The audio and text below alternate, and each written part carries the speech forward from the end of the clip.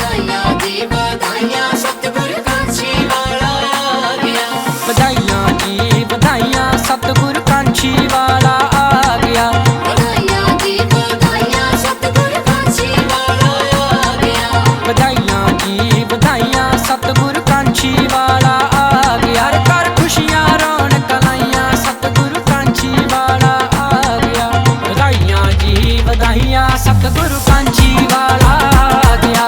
बधाइयां जी बधाइयां सतगुरु कांची वाला आ गया।